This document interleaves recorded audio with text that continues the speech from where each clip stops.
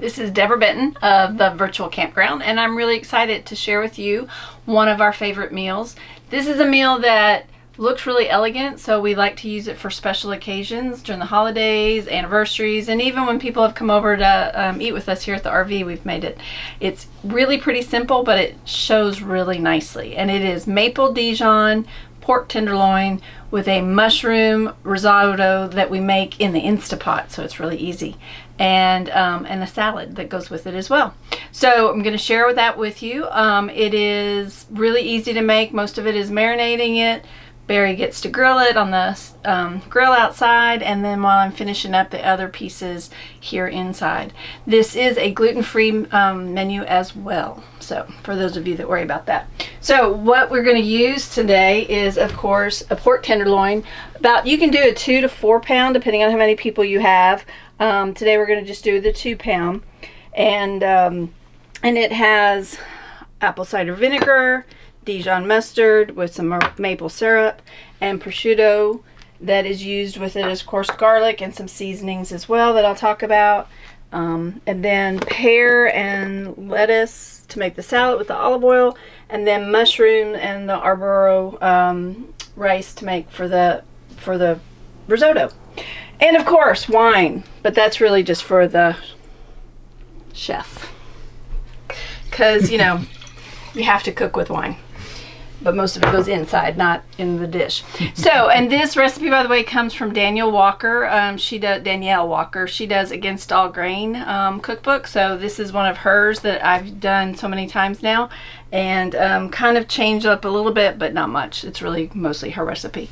So anyway, so cheers. Here's to cooking. So first we are going to take some garlic, and we are about 4 cloves of garlic, and we're going to crush it. And turn it into a paste-like substance.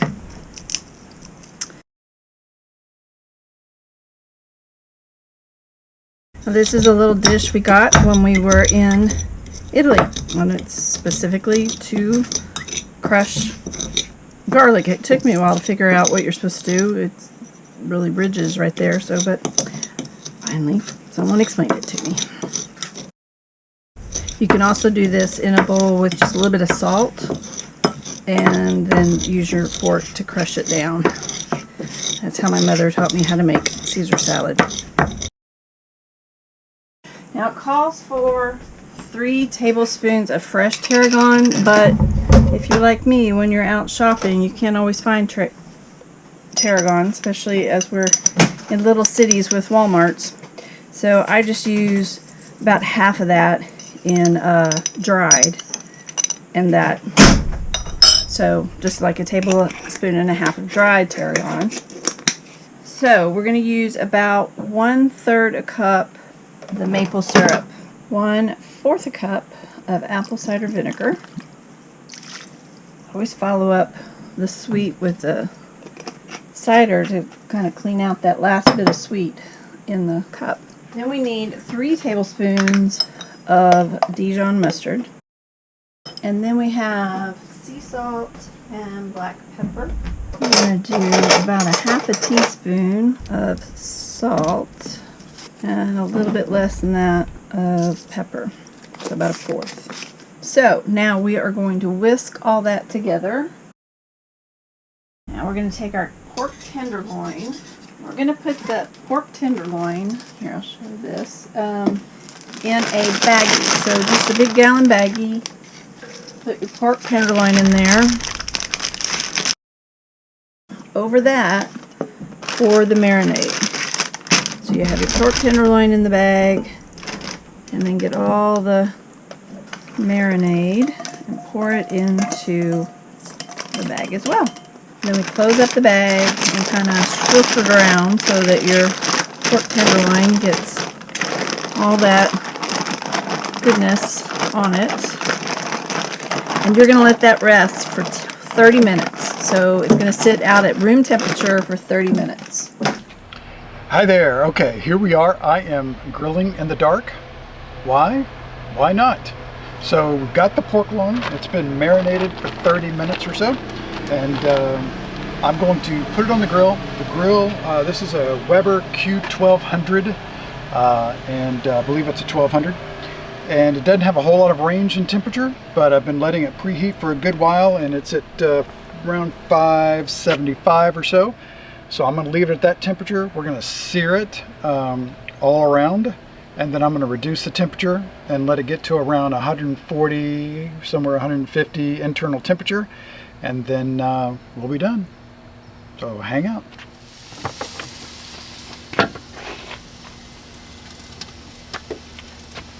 Alright, so it's seared on all sides. I've reduced the temperature down to its lowest setting. I'm going to put the temperature monitor in there, and then we'll let it go for a while.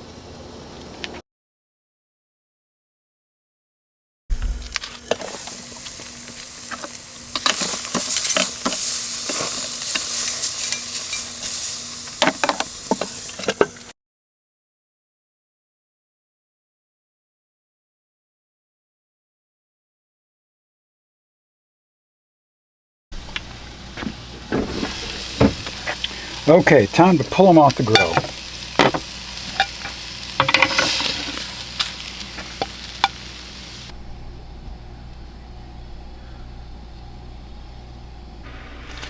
All right, so we are now doing the sauce. So you take your about 3 to 4 ounces. They come in 3-ounce packs, so I just do 3 ounces, though 4 would be nice, of prosciutto. Is that how you say it? Prosciutto. Mm-hmm. Any rate, you take that and crisp it up in a pan. It takes about 5 or so minutes to get it crisp and nice. Just put in as much as you can. And then after this is crisped up, we're going to add the marinade that was over the pork and make a sauce. So you'll see that in a minute.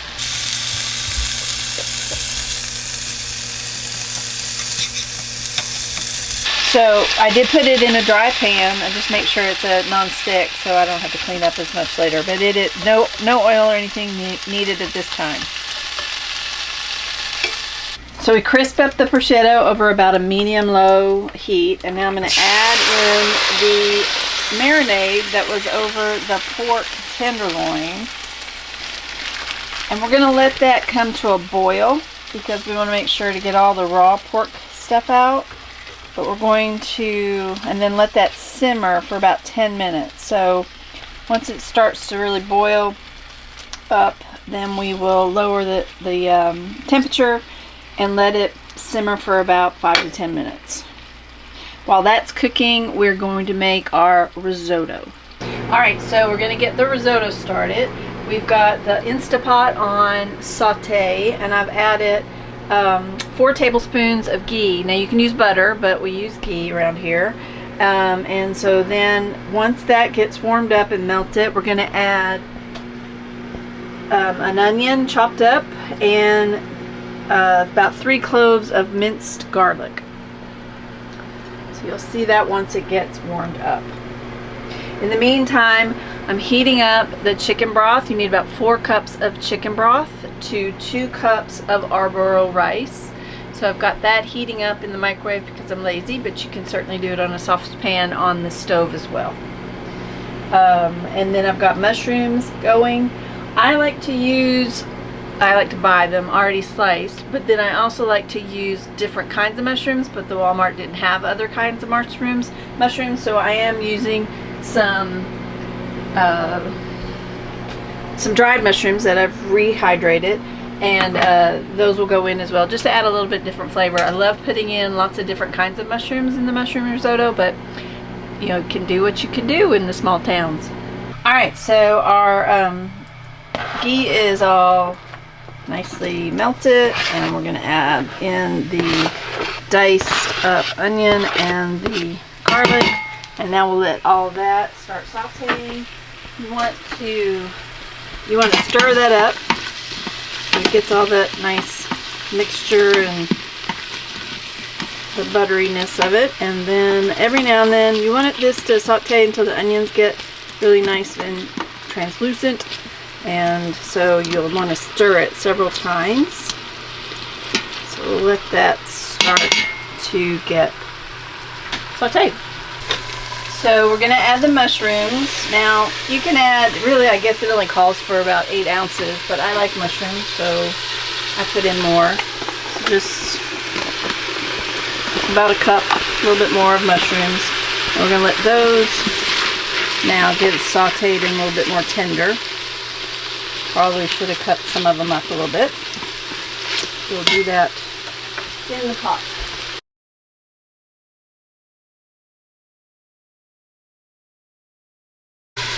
So we're going to give that a little bit of seasoning, a little bit of salt and pepper to taste, so to speak, as they say.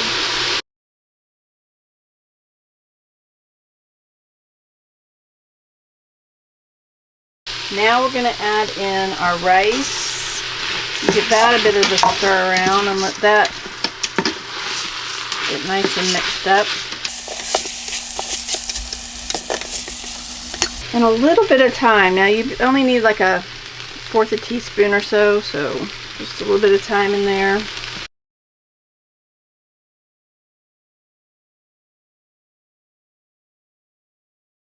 And then we're going to put in the 4 cups of chicken broth.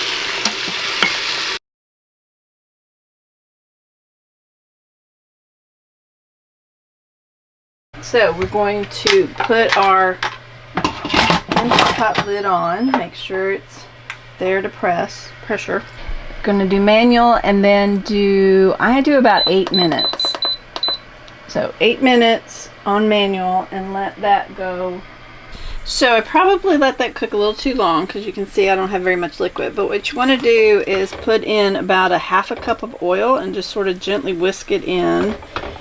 And with the sauce that's in there and with the prosciutto, and we're basically making a sauce that we can use on a salad.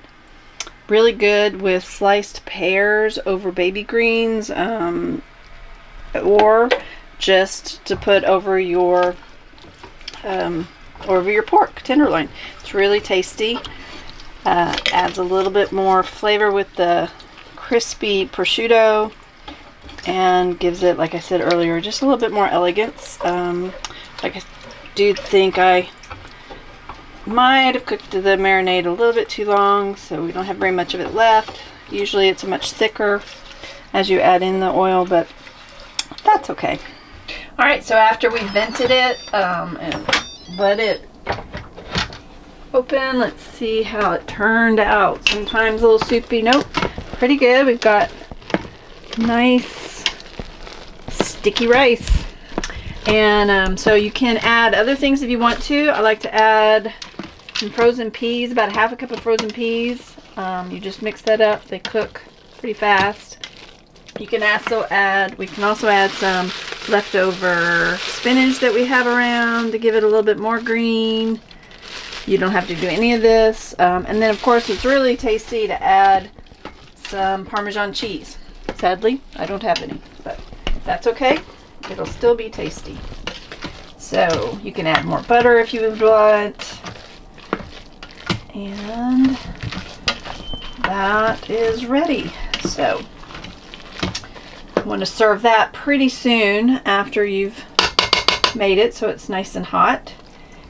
Alright, so we took some of that sauce and we put it over the pear and baby green salad, and you can toss that up a little bit and add it to your plate. We also put a little bit on the pork and with the side of the risotto. So pretty nice plate of food for the evening. Beautiful. Beautiful. You can add asparagus, whatever you want as your side. So, at any rate, bon appetit. Bon appetit. Catch us at thevirtualcampground.com or on YouTube, The Virtual Campground. See y'all later. Bye.